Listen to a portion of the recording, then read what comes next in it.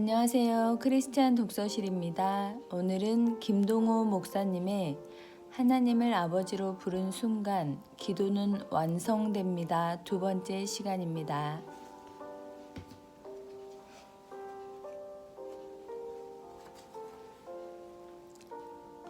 하나님의 이름이 높임을 받는 나라를 위하여 이름이 거룩히 여김을 받으시오며. 예수님은 오늘 주기도문을 통하여 우리에게 하나님의 이름이 거룩히 여김을 받으실 수 있기를 위하여 기도하라고 가르쳐주고 계십니다. 이와 같은 가르침은 하나님 자신을 위하여 말씀하시는 것이 아닙니다. 우리를 축복하시기 위하여 그렇게 말씀하시는 것입니다. 왜냐하면 하나님의 이름이 거룩히 여김을 받는 나라와 민족이 언제나 복을 받기 때문입니다. 하나님의 이름이 거룩히 여김을 받지 못하는 나라와 민족은 하나님의 축복을 받을 수 없습니다. 하나님의 축복 없이는 나라도 개인도 절대로 잘 살 수 없습니다. 하나님의 축복 가운데 복되고 형통한 삶을 살려고 하면 무엇보다도 하나님의 이름이 거룩히 여김을 받는 공동체와 사회를 만들어야만 합니다. 저는 1991년 중국에 다녀온 적이 있습니다. 그때 본 중국은 지금과는 완전히 달랐습니다. 지금과 비교도 되지 않을 만큼 가난했습니다. 그러나 그때 저는 중국에서 다시 문을 연 교회들이 살아 움직이는 것을 보았습니다. 교회마다 사람들이 차고 넘쳤습니다. 차고 넘칠 뿐만 아니라 순수한 열정과 헌신이 있었습니다. 그때 본 중국 교회의 모습은 저에게 큰 영적 충격이 되었습니다. 그로부터 약 20년 중국은 비교할 수 없으리만큼 부흥하고 성장하였습니다. 저는 중국에 하나님의 교회가 살아 역사하는 것과 중국이 부흥하고 성장하는 것이 절대로 무관하다고 생각하지 않습니다. 중국은 교회의 문을 다시 열면서부터 살아나기 시작하였습니다. 우리 한국은 반만년의 역사를 자랑하는 나라입니다. 그런데 그 반만년의 역사 중 최근 100년의 역사만큼 발전한 때가 없었습니다. 지난 100년 동안 우리 한국은 그 반만년을 다 합친 것보다 더 많은 부흥과 발전을 이룰 수 있었습니다. 우리 한국의 개화 100년은 이 땅에 기독교가 들어온 100년과 정확히 그 역사가 일치합니다. 이 땅에 복음이 들어오고 교회가 문을 열면서부터 우리 한국은 살아나기 시작했습니다. 중국이 교회의 문을 열면서부터 살아나기 시작한 것과 같습니다. 한국의 교회는 남한보다 북한 쪽에서 먼저 발전하였습니다. 때문에 전에는 남쪽보다 북쪽이 더 먼저 부흥하고 발전하였습니다. 그런데 6.25 전쟁으로 인하여 북한은 하나님을 부인하는 공산주의 국가가 되었습니다. 그리하여 하나님을 섬기던 많은 북한 사람들이 신앙의 자유를 찾아 남한으로 내려왔습니다. 그리고 남한으로 내려온 저들은 결사적으로 교회를 세웠고 그 결과 남한 땅에서 하나님의 교회들이 완성해지기 시작했습니다. 잘 믿었다고는 할 수 없지만 참으로 열심히 믿었다고는 할 수 있습니다. 남한은 교회가 부흥하고 발전하는 것과 맥을 같이 해 부흥하고 발전하였으며 아직도 많은 문제가 있긴 하지만 그럼에도 하나님의 복을 받아 발전한 것은 사실입니다. 하나님을 부인하고 사람을 신격화하면서 살아온 북한은 불과 50년 만에 우리 남한과 비교할 수 없는 나라가 되고 말았습니다. 정말 거의 모든 것에서 비교가 되지 않습니다. 북한에 있는 분들에게 우리 남한 형편을 아무리 설명을 해줘도 믿지를 못합니다. 우리가 거짓말을 하는 줄로 압니다. 상상이 되지 않기 때문입니다. 불과 몇십 년 전에 자기들보다 더 가난하고 어려웠던 남한이 겨우 50년 만에 이처럼 발전했다는 것이 어떻게 쉽게 납득이 가고 이해가 가겠습니까? 하나님의 이름이 거룩히 여김을 받는 나라와 민족은 복을 받고 하나님의 이름이 거룩히 여김을 받지 못하는 나라와 민족은 화를 입고 복을 받지 못한다는 사실을 우리는 알아야 합니다. 왜 해마다 북한을 중심으로 그 북쪽인 중국과 그 남쪽인 남한은 풍년이 드는데 북한만 계속해서 홍수와 가뭄이 계속되어 수백만 명이 굶어 죽게 되었는지 여러분은 그것이 이상하지 않으십니까? 그게 우연이라고 생각하십니까? 저는 그렇게 생각하지 않습니다. 그것은 절대로 우연이 아닙니다. 세상의 그 어떤 나라와 민족도 하늘의 도움, 즉 하나님의 도우심과 축복이 없이는 부흥하고 발전할 수 없습니다. 여호와께서 집을 세우지 아니하시면 집을 세우는 자의 수고가 헛되고 여호와께서 성을 지키지 아니하시면 파수꾼의 경성함이 허사라는 말씀을 저는 그대로 믿습니다. 북한이 다시 하나님의 축복을 받고 말로 다할 수 없는 재앙에서부터 벗어나려면 북한 땅에서 다시 하나님의 이름이 거룩히 여김을 받아야만 합니다. 그렇지 않고는 백약이 무효가 될 것입니다. 세계 모든 나라가 다 일어나 저들을 돕는다 하여도 깨진 독에 물 붓기가 될 것입니다. 그러므로 우리는 북한을 위하여 기도할 때마다 하나님의 이름이 북한 땅에서 거룩히 여김을 받으시게 되는 때가 속히 올 수 있기를 위하여 기도해야 합니다.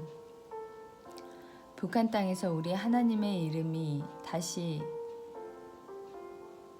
거룩히 여김을 받게 되는 때 북한은 다시 살아나게 될 것입니다. 우리는 머지않아 그것을 우리 눈으로 확인할 수 있게 될 것입니다. 하나님의 이름이 거룩히 여김을 받으시며 하나님이 영광을 받으시는 곳은 나라와 민족과 개인을 막론하고 복을 받습니다.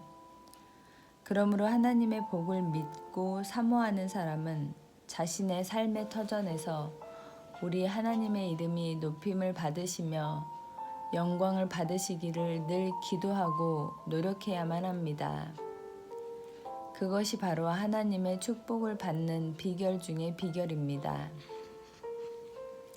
하나님을 잊어버린 나라와 민족은 망합니다. 그것은 개인도 마찬가지입니다. 늘 하나님을 기억하고 삶의 목표를 하나님의 영광에 두고 사는 사람은 누구나 다 하나님의 복을 받게 될 것입니다. 그러므로 삶의 목표를 오직 하나님의 영광을 위하여에 두실 수 있기를 바랍니다. 그리고 정말 그 목표를 위하여 기도하고 노력하시길 바랍니다. 삶의 목표를 개인적인 성공과 영광에 두지 말고 하나님의 영광에 두시기를 바랍니다. 나의 개인적인 성공을 목표로 삼지 않고 하나님의 영광을 위한 도구가 되었을 때 어떤 일이 나에게 일어나는지 한번 실험해 보실 수 있기를 바랍니다. 하나님의 이름이 거룩히 여김을 받으시도록 기도하라는 것은 하나님의 이름이 거룩히 여김을 받는 것, 즉 다시 말해서 하나님의 영광을 위하여 사는 것으로 삶의 목표를 삼으라는 말씀입니다. 기도한다는 것은 그것으로 삶의 목표를 삼았다는 것을 의미하기 때문입니다. 자신의 모든 삶을 통하여 오직 하나님의 영광을 받으시도록 하겠다는 일념을 가지고 자신의 삶에 정진한다면 그는 틀림없이 하나님의 축복을 받아 크게 성공하는 사람이 될 것입니다. 어떻게 하면 하나님의 이름이 거룩히 여김을 받으시게 하는 삶을 살 수 있을까요? 하나님의 이름이 거룩히 여김을 받으시게 하는 삶을 살기 위해서는 크게 다음의 두 가지를 생각할 수 있습니다. 첫째는 자신이 그리스도인임을 세상에 드러내야만 합니다. 자신이 그리스도인임을 드러내지 않고 무슨 수로 하나님의 이름이 거룩히 여김을 받으실 수 있겠습니까? 제가 평양을 방문했을 때 제일 많이 기도하고 노력한 것은 우리가 하나님께 생명을 걸고 사는 사람들이라는 것을 저들에게 인식시키는 것이었습니다.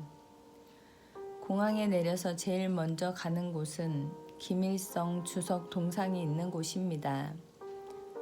여러분들이 텔레비전이나 신문을 통해서 보신 바와 같이 그곳에는 엄청나게 큰 김일성 동상이 있습니다. 그곳에 가서 서게 되면 우리를 안내하는 분들이 우리 양쪽에 서서 위대하신 김일성 주석님께 경례라고 구호를 외치고 거의 90도 각도로 경례를 합니다. 그래도 우리는 경례하지 않았습니다. 가는 곳마다 김일성과 김정일의 동상이 있었습니다. 가장 힘들었던 곳은 금수산에 있는 김일성 주석의 시신을 모신 곳이었습니다. 그곳에서 경례를 하지 않고 꼿꼿이 서 있는 사람은 우리 일행뿐이었습니다. 그것은 정말 생각처럼 쉽지 않았습니다. 솔직히 두렵고 떨렸습니다. 그리고 사방에 도청장치가 되어 있는 호텔 안에서 우리는 아침마다 함께 모여서 찬송하고 기도하고 말씀을 읽었습니다. 식사 때마다 기도하였습니다. 그냥 기도하지 않고 일부러 더 큰 소리를 내서 기도하였습니다. 그와 같은 모습을 통하여 우리들이 하나님을 믿는 사람들이라는 것을 저들에게 인식시키고 싶었고 그것을 통하여 우리들이 하나님께 생명을 건 사람들이라는 것을 저들에게 보여주고 싶었습니다. 그래야만 최소한 우리들이 하는 모든 일을 통하여 우리 하나님이 영광을 받으시게 되고 북한 땅에서 하나님의 이름이 거룩히 여김을 받으시게 되는 놀라운 역사가 일어날 수 있기 때문입니다. 많은 사람들이 자신이 하나님의 자녀임을 숨긴 채 세상을 살아가고 있습니다.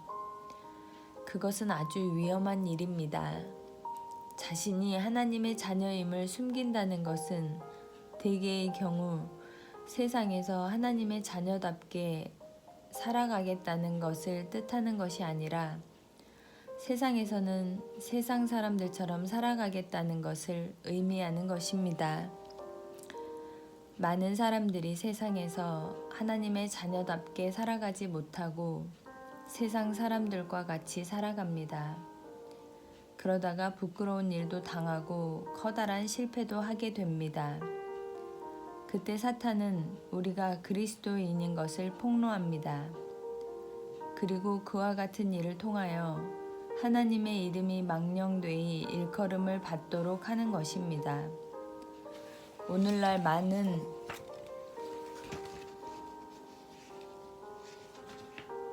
오늘날 많은 그리스도인들이 바로 이와 같은 사탄의 작전에 속아서 하나님의 이름을 거룩하게 하는 삶을 살지 못하고 오히려 하나님의 이름을 망령되게 하는 삶을 살고 있는 것입니다. 하나님의 이름이 거룩히 여김을 받으시게 하는 삶을 살아가려면 먼저 자신이 하나님의 자녀임을 분명히 하는 일부터 해야 할 것입니다. 두 번째는 하나님의 자녀답게 열심히 살아가는 것입니다. 하나님의 자녀임을 숨기면 하나님의 자녀답게 살기가 어렵지만 일단 하나님의 자녀임을 밝히게 되면 숨길 때마다 하나님의 자녀답게 살아가기가 쉬워집니다. 그러므로 우리는 하나님의 자녀임을 드러내놓고 하나님의 자녀답게 살기 위해 최선을 다해야 합니다. 세상 사람과 구별되는 삶을 살아야만 하고 세상 사람들보다 정직해야 합니다. 많은 사람들이 거짓을 통하여 부유한 삶을 살 때 정직함으로 가난하고 빠듯한 삶을 살아야 한다면 그것은 참으로 쉽지 않은 일일 것입니다. 그러나 우리는 그러한 삶의 모습을 통하여 하나님의 이름이 거룩히 여김을 받고 우리 하나님이 영광을 받으시는 삶을 살 수 있습니다. 사람들은 세상이 정직하지 못해서 걱정이라고들 합니다. 그러나 세상이 정직하지 못하기 때문에 우리들이 정직함으로 통하여 하나님의 영광을 드러낼 수 있는 것이 아니겠습니까? 세상이 정직하다면 우리가 무엇을 가지고 우리 하나님의 이름을 높여드릴 수 있겠습니까? 우리는 세상 사람들보다 정직해야 합니다. 우리는 세상 사람들보다 성실해야 합니다. 세상에 많은 사람들이 꾀를 부리고 요령을 피우며 살아갈 때 우리 예수 믿는 사람들이 저들보다 조금만 더 성실하게 살아간다면 그것을 통하여 우리는 우리 하나님의 이름을 높여드리는 삶을 살 수 있게 되는 것입니다. 그런 면에서 볼 때 세상 사람들이 정직하지 못하고 성실하지 못하고 게으르다는 것이 오히려 우리에게는 하나님의 이름을 높이는 좋은 기회가 될 수 있는 것입니다. 우리는 세상 사람들보다 더 많이 세상을 섬겨야만 합니다. 세상 사람들은 지극히 이기적입니다. 자신의 욕심을 채우기 위하여 남을 속이고 죽이는 삶을 서슴지 않습니다. 그때 우리 예수 믿는 사람들은 사람과 세상을 살리는 일에 최선을 다하여야만 합니다. 우리는 그것을 통하여 하나님의 이름을 높여드리는 삶을 살 수 있는 것입니다. 동안 교회에 봉직할 당시 교회가 재정적으로 어려움을 겪으면서도 북한을 위하여 헌금하고 옥수수와 수숫쌀 등 식량을 북한에 보내곤 했습니다. 때로는 직원들 생활비 줄 돈이 없어서 쩔쩔매면서도 지속적으로 북한을 돕는 일을 포기하지 않았습니다. 저는 당시 직원들 생활비 줄 돈이 모자라서 애를 태우면서도 북한을 비롯한 어려운 이웃들에게 교회가 열심히 헌금을 하는 것이 기쁘고 자랑스러웠습니다. 양식을 찾아 중국으로 탈북하는 사람들 사이에 중국에 가거든 교회를 찾아가라. 교회를 찾아가면 살 수 있다는 말이 북한에서 돌게 된 데에 우리 교회도 일조를 하였다는 사실이 무척 자랑스러웠습니다. 하나님께 영광을 돌리고 하나님의 이름을 높여드리는 것으로 삶의 목표와 기도를 삼으시길 바랍니다. 그것이 우리의 본분입니다. 그렇게 사는 것이 가장 훌륭하게 잘 사는 것입니다. 그러기 위하여 자신이 그리스도인인 것을 숨기지 말고 드러내야 합니다. 또 하나님의 자녀답게 손해를 보더라도 정직하게 꾀부리지 않고 늘 성실하며 자기의 이익만을 위하여 살지 않고 세상, 특히 약하고 가난한 이웃들을 섬기며 살아가야 합니다. 우리의 작은 기도와 노력은 우리의 사랑하는 아들과 딸들이 살아가는 이 세상을 점점 더 하나님의 이름이 영광을 받으시고 거룩히 여김을 받으시는 아름답고 복된 세상으로 바꾸어 갈 것입니다. 하늘에 계신 우리 아버지 이름이 거룩히 여김을 받으시오며 얼마나 중요한 기도인지 모릅니다. 이 기도가 저와 여러분의 기도가 될 수 있기를 바랍니다. 이 기도가 삶의 목표가 될 수 있기를 바랍니다. 그리고 이 기도를 이루기 위하여 당당히 그리스도인임을 드러내놓고 하나님의 자녀답게 열심히 살아갈 수 있기를 바랍니다. 우리의 기도로 말미암아 우리가 살아가는 세상이 복을 받게 될 수 있기를, 특히 사랑하는 북한의 우리 동포들이 그 복을 함께 나눌 수 있게 되기를 바랍니다.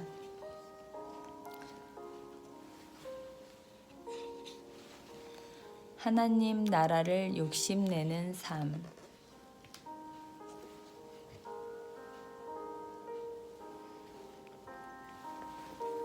나라의 임하시오며. 기독교는 땅과 현세를 부정하는 종교가 아닙니다. 부와 건강과 세상적인 성공을 무조건 배관시하거나 부인하지 않습니다. 그러나 동시에 기독교는 그와 같은 것에 소망을 두고 사는 종교도 아닙니다. 기독교는 궁극적인 소망을 하나님 나라에 두고 사는 종교입니다. 우리는 하나님 나라를 천국이라고 부릅니다. 천국은 말 그대로 번역하면 하늘나라이지만 하나님 나라는 하늘에만 있는 나라가 아닙니다. 하나님 나라는 하늘과 땅 모두를 포함한 것으로 어느 곳에나 있는 나라입니다. 하나님의 나라는 어느 곳에나 있고 또 어느 곳에나 있지 않습니다. 다시 말해서 하나님 나라는 지역의 제한을 받지 않습니다. 하나님 나라는 우리가 흔히 생각하는 것처럼 내세에만 있는 것이 아닙니다. 현세와 내사를 포함한 영원한 시간 속에 존재합니다. 하나님의 나라는 어제도 있었고 오늘도 있으며 또한 내일도 있습니다. 그러나 또한 하나님의 나라는 어제도 없었을 수 있고 오늘도 없을 수 있으며 또한 내일도 없을 수 있습니다. 하나님의 나라는 시간의 제한도 받지 않는다는 말씀입니다. 하나님의 나라는 우리가 생각하는 것처럼 부요함 속에 있는 것이 아닙니다. 물론 부요함 속에 하나님의 나라가 있을 수 있지만 부요함이 하나님 나라의 조건이 되는 것은 아닙니다. 부요함 속에도 얼마든지 하나님의 나라가 없을 수 있습니다. 사람들은 가난함 속에는 하나님의 나라가 없을 것이라고 생각하지만 꼭 그렇지도 않습니다. 가난함 속에도 얼마든지 하나님의 나라가 있을 수 있습니다. 물론 없을 수도 있습니다. 가난함과 부요함은 하나님 나라의 필연적인 조건이 될 수 없습니다. 부요함과 가난함이 하나님의 나라의 필연적인 조건이 아니라는 것은 얼마나 중요한 것인지 모릅니다. 사람들은 하나님의 나라는 건강함에 있고 건강치 못함 속에는 하나님의 나라가 없을 것이라고 생각합니다. 그러나 그것도 아닙니다. 부요함과 가난함이 하나님 나라의 조건이 되지 못하는 것과 같이 건강함과 건강치 못함 또한 필연적인 하나님 나라의 조건이 되지는 못합니다. 건강하다고 다 행복한 것도 아니고 건강치 못하다고 무조건 불행하게 살라는 법도 없습니다. 건강치 못한 사람 중에도 얼마든지 하나님 나라의 축복을 받으며 행복하게 산 사람들이 많습니다. 그 대표적인 사람으로 우리는 유명한 찬송가 작사가인 페니 크로스비를 들 수 있습니다. 그는 앞을 보지 못하는 가난한 맹인이었습니다. 그러나 그는 늘 천국의 기쁨 속에 살았습니다. 예수로 나의 구주 삼고 성령과 피로써 거듭나니 세상에 있는 내 영혼이 하늘의 영광 누리도다. 이것이 나의 간증이요 이것이 나의 찬송일세. 나 사는 동안 끊임없이 구주를 찬송하리로다. 건강은 참으로 우리에게 소중한 것임에 틀림이 없지만 그럼에도 그것은 하나님 나라를 좌우할 만큼 우리에게 소중한 것은 아닙니다. 하나님 나라는 건강하지 못하고 평생 장애를 가지고 살아도 얼마든지 누리고 살 수 있다는 것이 성경의 가르침이요. 또한 우리는 그 증거를 주위에서 얼마든지 찾아볼 수 있습니다. 그것은 세상적인 성공도 마찬가지입니다. 하나님의 나라는 성공 속에 있을 수도 있고 없을 수도 있습니다. 반대로 하나님의 나라는 실패 속에 있을 수도 있고 없을 수도 있습니다. 하나님의 나라는 세상에 있는 그 어떤 것에도 제한을 받지 않습니다. 이렇게 생각할 때 우리는 세상에 네 종류의 사람이 있을 수 있다는 것을 쉽게 알 수 있습니다.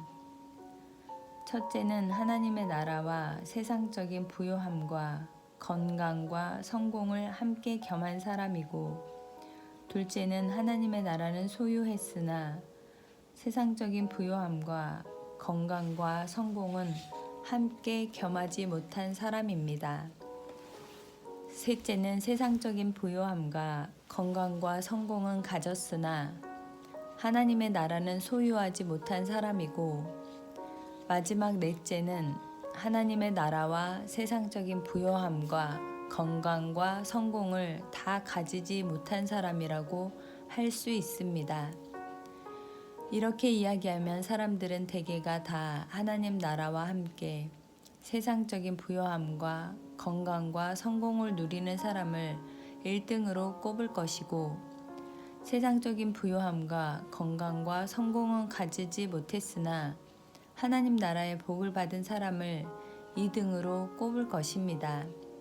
그리고 세상적인 복은 가졌으나 하나님 나라의 복을 가지지 못한 사람을 3등으로 꼽고, 마지막으로 하나님 나라의 복과 세상의 복을 모두 가지지 못한 사람을 4등으로 꼽을 것입니다.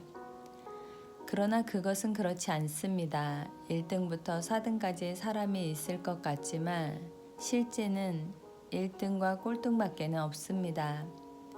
세상적인 복과 관계없이 하나님 나라의 복을 받은 사람은 모두 1등이고, 하나님 나라의 복을 받지 못한 사람은 모두 꼴등입니다. 하나님 나라의 복이 너무 크고 중하기 때문에 하나님 나라의 복을 받으면 세상적인 복은 받건 못 받건 큰 차이가 없습니다. 그것은 그 반대도 마찬가지입니다. 이해를 쉽게 하기 위하여 하나님 나라의 복과 세상의 복을 돈으로 비유하자면, 하나님 나라의 복은 1억 원쯤 된다면 세상의 복은 그에 비하면 1원 정도밖에 되지 않습니다. 사도 바울은 실제로 세상의 모든 자랑을 배설물과 같다고 이야기했으니 세상의 복을 1원이라고 이야기한 것이 크게 잘못된 말은 아닙니다. 그러므로 하나님의 나라의 복과 세상 복을 함께 받은 사람은 1억, 1원을 가진 사람이요, 하나님 나라의 복은 받았으나 세상의 복을 함께 받지 못한 사람은 1억 원을 가진 사람입니다. 물론 엄밀히 따지자면 1억 1원을 받은 사람이 1등이고 그냥 1억 원만 받은 사람은 2등이라고 할 수 있겠지만, 두 사람 모두 다 1등이라고 하는 것이 더 정확한 평가가 될 것입니다. 아무리 세상의 복을 받았다고 해도 하나님 나라의 복을 받지 못했다면 그는 고작 1원을 가진 사람이 될 것입니다. 그러니 하나님 나라의 복을 받지 못했다면 세상의 복을 받았든 받지 못했든 상관없이 못 사는 사람이 되는 것은 뻔한 일입니다. 그만큼 우리에게 소중한 것은 하나님 나라입니다. 그래서 예수님은 우리들에게 그 소중한 하나님 나라를 기도하라 가르쳐주고 계시는 것입니다. 하나님 나라를 얻었다면 그것이 너무나 크고 대단한 것이기 때문에 그 안에서의 세상적인 부와 건강과 성공은 아무런 의미가 없습니다. 있으면 있는 대로, 없으면 없는 대로 얼마든지 살 수 있기 때문에 그 둘 사이에는 정말 아무런 차이도 없다고 말씀드릴 수 있습니다. 그러므로 부한가 가난한가 건강한가 약한가 성공했는가 실패했는가가 중요한 것이 아니라 과연 그가 하나님 나라에 들어갔는가 들어가지 못했는가가 중요한 것입니다. 사도 바울이 부한데도 처할 줄 알고 비천한데도 처할 줄 안다고 고백한 것이 바로 그것을 이야기하는 것이요. 찬송가 중에 높은 산이 거친 들이 초막이나 궁궐이나 내 주 예수 모신 곳이 그 어디나 하늘나라 라고 고백한 가사가 바로 그것을 의미하는 것입니다.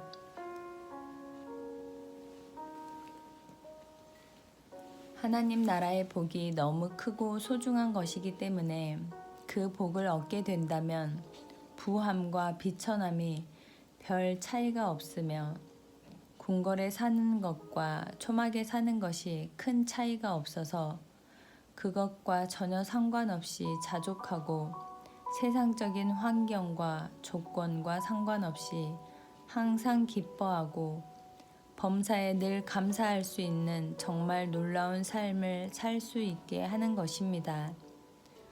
하나님 나라를 얻었다면 세상에 그 무엇을 얻지 못했다 해도 아무 상관이 없습니다. 그는 아무것도 잃은 것이 없는 사람과 같습니다. 그러나 하나님 나라를 얻지 못했다면 세상에 그 무엇을 다 얻었다 해도 아무 소용이 없습니다. 그는 결국 아무것도 얻지 못한 사람과 같기 때문입니다. 그러므로 우리의 소망은 천국에 있습니다. 하나님 나라에 있습니다.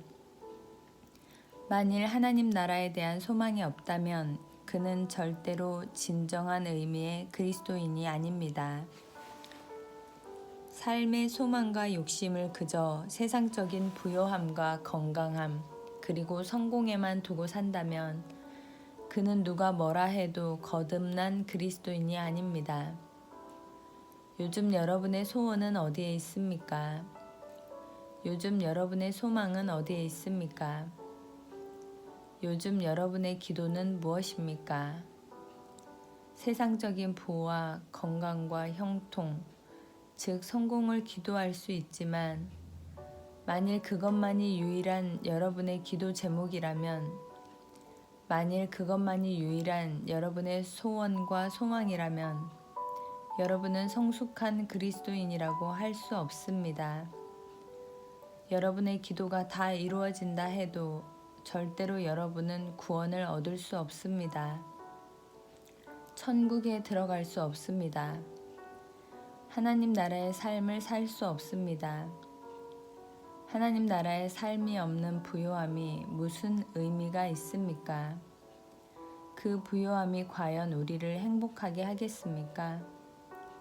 하나님 나라의 삶이 없는 건강함은 또 무슨 의미가 있겠습니까? 물론 건강하지 못한 것보다는 좋겠지만 그 건강이 과연 우리를 행복하게 하겠습니까? 그것은 세상적인 성공도 마찬가지가 아니겠습니까? 하나님 나라의 삶이 없는 부요함과 건강함 그리고 성공은 절대로 우리에게 행복을 가져다 줄 수 없습니다. 진정한 삶의 성공을 가져다 줄 수 없습니다.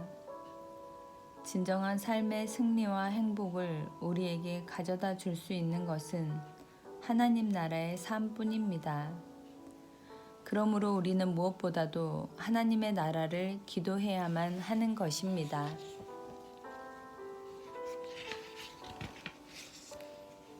그런데 많은 크리스천들이 하나님의 나라를 기도하지 않습니다. 미신을 섬기는 사람들처럼 믿음이 전혀 없는 세상 사람들처럼 세상적인 부요함과 건강함 그리고 형통함만을 욕심내며 기도하며 살아가고 있습니다. 그것은 어리석은 일입니다. 사탄에게 속는 것입니다. 이와 같이 사탄에게 속아 살아가고 있는 우리들을 향하여 예수님은 오늘 하나님의 나라를 기도하라 말씀해주고 계시는 것입니다. 하나님의 나라, 즉 천국을 욕심내실 수 있기를 바랍니다. 하나님의 나라를 간절히 소망하며 기도하실 수 있기를 바랍니다. 그리하면 하나님께서 우리의 기도에 응답하셔서 우리의 모든 삶 속에 하나님의 나라가 임하게 될 것입니다. 예수님의 말씀대로 우리가 하나님 나라에 대한 간절한 소망을 가지고 하나님께 기도하면 정말로 하나님의 나라가 우리의 마음과 삶 속에 임하게 될 것입니다. 하나님의 나라가 우리의 가정 위에 임하게 될 것입니다. 하나님의 나라가 우리가 살아가고 있는 직장과 세상에 임하게 될 것입니다. 하나님의 나라가 임하게 되면 그동안 우리가 바라고 소망하며 살아왔던 모든 것들이 우리의 생각처럼 대단한 것이 아니었음을 깨닫게 될 것입니다. 거친 들에서 사는 것과 궁궐에서 사는 것이 생각처럼 대단한 차이가 있는 것이 아니라는 것을 알게 될 것입니다. 정말 중요한 것은 거친 들에서 사느냐, 궁궐에서 사느냐가 아니라 하나님의 나라가 우리의 마음과 삶 속에 임하였느냐, 임하지 아니하였느냐에 달려 있다는 것을 알게 될 것입니다. 그러므로 우리는 예수님이 가르쳐 주시는 바와 같이 열심히 하나님 나라가 우리의 마음과 삶 속에 임하시기를 기도해야만 합니다. 이것은 얼마나 중요한 기도인지 모릅니다. 그리하여 여러분의 마음과 삶 속에 구체적으로 하나님의 나라가 임하시기를 바라며 여러분의 세상적인 삶이 가난하든 부하든 건강하든 약하든 상관없이 항상 기쁘며 늘 감사하는 천국의 삶을 살아가실 수 있기를 바랍니다. 하나님의 나라는 하나님의 뜻이 이루어지는 나라입니다. 그래서 예수님은 나라에 임하시오며 뜻이 하늘에서 이루어진 것 같이 땅에서도 이루어지이다라고 기도하라 말씀하셨던 것입니다. 계시록에 의하면 하나님의 나라는 길도 황금길이고 집도 12보석으로 되어 있다고 합니다. 저는 그것을 사실 그대로 믿습니다. 그러나 그럼에도 황금길과 12보석으로 지어진 집 때문에 하나님 나라가 되는 것은 아닙니다. 그와 같은 것들은 천국의 본질적인 것들이 아닙니다. 천국은 초막이나 궁궐에 좌우되는 곳이 아닙니다. 천국은 하나님의 뜻이 이루어지는 나라입니다. 세상이 이렇듯 살기 힘들고 어려워진 이유는 단 하나, 우리 사람들이 하나님의 말씀과 뜻을 거역하며 살기 때문입니다. 여러분의 마음에 고통과 괴로움이 그치지 않는 것은 그리하여 사는 것이 죽는 것보다 더 힘들고 어려운 것은 우리와 세상의 사람들이 하나님의 뜻을 거역하여 자기 뜻대로 자기 욕심을 쫓아 살아가고 있기 때문입니다. 그러므로 진정 하나님 나라의 삶을 소망하고 욕심낸다면 무엇보다도 하나님의 말씀과 뜻에 순종하는 삶을 살아야만 합니다. 예수님은 우리들에게 너희는 먼저 그의 나라와 의를 구하라고 말씀하셨습니다. 무엇을 먹을까, 무엇을 입을까, 무엇을 마실까와 같은 우리의 욕심에 관한 것을 먼저 생각하고 구하지 말고 하나님의 나라와 의, 즉 하나님의 뜻이 무엇일까를 먼저 생각하고 그것을 구하라고 말씀하셨습니다. 하나님의 나라란 먹을 것과 입을 것에 달려있는 것이 아니라 하나님의 뜻과 의에 달려있는 것이기 때문입니다. 예수님은 겟세마네 동산에서 기도하실 때 내 뜻대로 마옵시고 아버지의 원대로 되기를 원하나이다 라고 기도하셨습니다. 예수님은 그 기도에서 우리에게 가장 중요한 기도의 모범을 보여주고 계십니다. 그 예수님의 기도가 오늘 우리들의 기도가 되어야만 합니다. 정말 우리도 내 뜻대로 살지 않고 하나님 아버지의 뜻과 원대로 살아가기 위하여 기도해야만 합니다. 하나님께서 우리의 기도를 들어주셔서 정말 우리가 예수님처럼 그렇게 하나님의 원과 뜻대로 사는 사람이 된다면, 그리하여 오늘 예수님이 우리들에게 가르쳐 주신 바와 같이 뜻이 하늘에서 이룬 것과 같이 우리의 마음과 가정 그리고 직장과 세상에서 이루어진다면, 우리의 환경과 조건에 상관없이 우리는 언제나 이 땅에서도 하나님 나라의 삶을 살아갈 수 있게 될 것입니다. 항상 기쁘고 범사에 감사한 삶을 살 수 있게 될 것입니다. 지나가는 100명의 사람에게 요즘 어떻게 사시느냐고 물었을 때 많은 사람들이 어떤 대답을 했겠습니까? 아마도 1등은 그럭저럭 삽니다 라고 대답하는 사람들이었을 것이고, 2등은 마지못해 삽니다 라고 대답하는 사람이었을 것입니다. 그렇다면 3등은 무엇일까요? 아마도 죽지 못해 삽니다 라고 대답하는 사람이 아니겠습니까? 여러분은 과연 요즘 어떻게 사십니까? 우리는 예전보다 상상도 할 수 없이만큼 부유해졌습니다. 평균 수명도 예전에 비하면 비교도 되지 않을 만큼 길어졌습니다. 그러나 그럼에도 우리는 전보다 조금도 더 행복해지지 않았습니다. 먹는 것과 입는 것, 그리고 마시는 것이 아무것도 아닌 것은 아니지만, 그와 같은 것들은 생각처럼 우리를 행복하게 해주지 못합니다. 없으면 불편하지만 막상 있다고 행복한 것은 아닙니다. 그러므로 밤낮 그런 것들만 생각하고 욕심내며 그런 것들만 구하고 찾고 두드리며 사는 것은 어리석은 일입니다.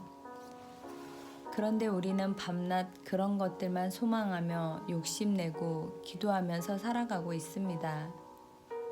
때문에 나름대로 열심히 교회 생활을 하고 예수를 믿는다고 하면서도 정작 천국의 삶을 살지 못하고 세상 사람들과 똑같이 답답하고 무의미한 세상의 삶을 살아가게 되는 것입니다. 정말 우리를 행복하게 하는 것은 하나님으로 자신의 구주를 삼고 하나님의 말씀에 순종하며 하나님의 뜻대로 사는 삶뿐입니다. 정말 행복하게 살기를 원하십니까? 정말 항상 기쁘고 범사에 감사하면서 사는 복된 삶을 원하십니까? 그렇다면 소원을 바꾸시기 바랍니다. 기도를 바꾸시기 바랍니다. 먼저 그의 나라와 의를 구할 수 있기를 바랍니다. 진심으로 나라에 임하시오며 뜻이 하늘에서 이루어진 것 같이 땅에서도 이루어지이다 라고 기도하실 수 있기를 바랍니다. 하나님의 나라가 여러분의 마음과 가정과 직장과 생활의 현장 속에 임하시기 바랍니다.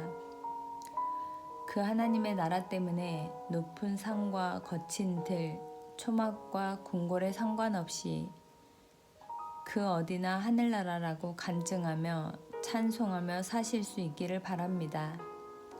항상 기뻐하며 범사에 감사하는 천국의 삶을 사실 수 있기를 바랍니다.